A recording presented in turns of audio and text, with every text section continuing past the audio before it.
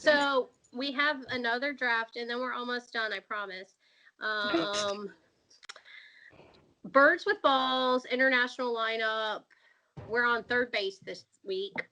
Mm-hmm. So Mallory became our website. Yeah, Mallory did become our shortstop, aka Dansby Swanson is Mr. Mallory. Yep. Right. Lucky man. He is really lucky. Hope he wins a ring this year so he can give her one. So the third baseman is supposedly defensively strongest behind the shortstop.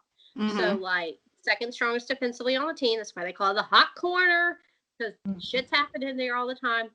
They're bigger, stronger, and more capable of power hitting though than the shortstop normally.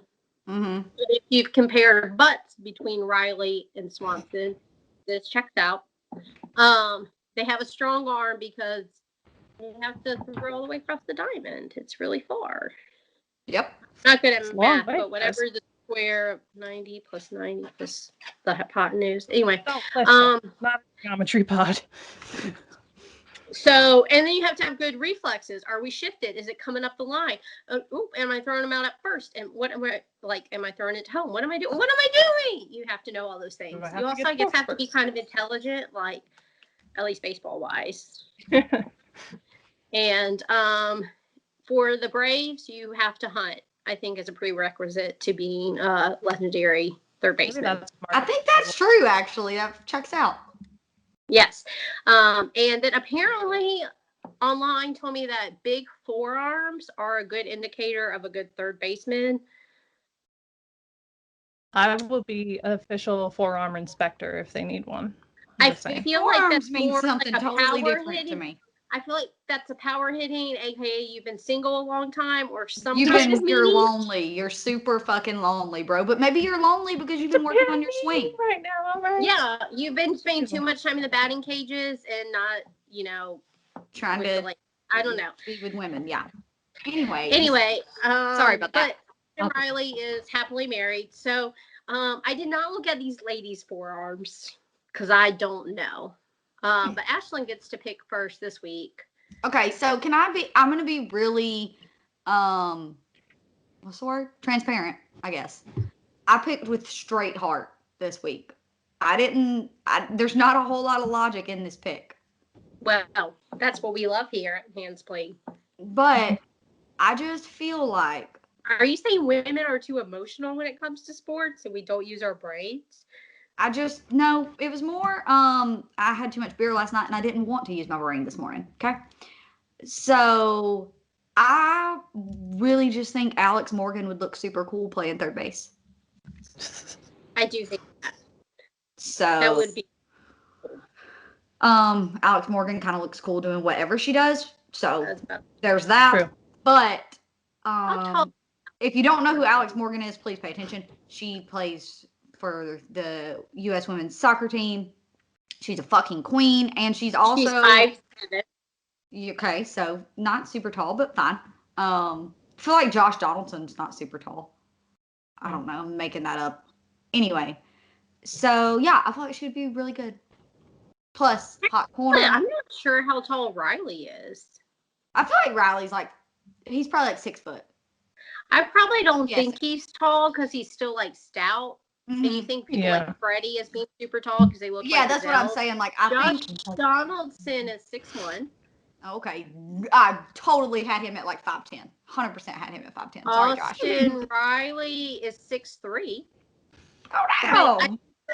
I do think because you know what I mean. You think the center of gravity is a little lower. You focus on that. Yeah. Maybe that's just me. And the legendary Chipper Jones was 6'4", and I don't know. I guess if you put him beside someone, but he's always beside Freddie, and Freddie's giant too. So you never. 6'3", 220 is Anyway, sorry, that's off topic. I'm sorry. Okay, so I picked.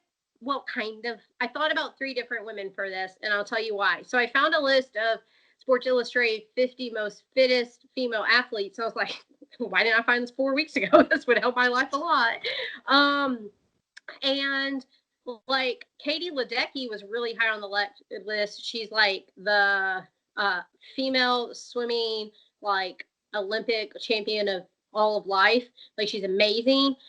But then like, so having been a swimmer competitively for 13 years growing up, I was like, most of us don't have good hand-eye coordination. I feel like that'd be important. But I don't know Katie personally, but I was like, let's see if there's someone better on the list, right? So then I look at Misty Copeland, who's a ballet dancer, and I'm like, wow, she's like just body type, like, and she's lithe, and like, you know, she has to have good reflexes, and like she can do like all those like be like tagging the base and throwing the ball at the same time. Like I just feel like she could, but she's only 5'2", so you're out. Then Charlotte Flair from the WWE was on this list, right? Mm-hmm. I feel like she'd have a little Josh Donaldson like intimidation factor. Like, you gonna try to steal home on me? Or like, well, I mean, I guess it's kind of catcher too, but still kind of third baseman. You know what I mean? Like, like I feel like it would terrify me to try to get a triple, and I'd be like, I'll just do a stand-up double. That's fine. I'll stop here. Like, that's cool. I'll hack away from that base.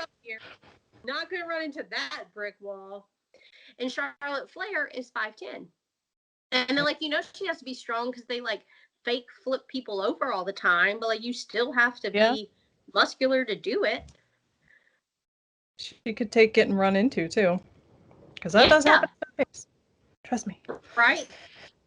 So, anyway, Charlotte Flair, WWE, 5'10". That is my pick for our third base woman.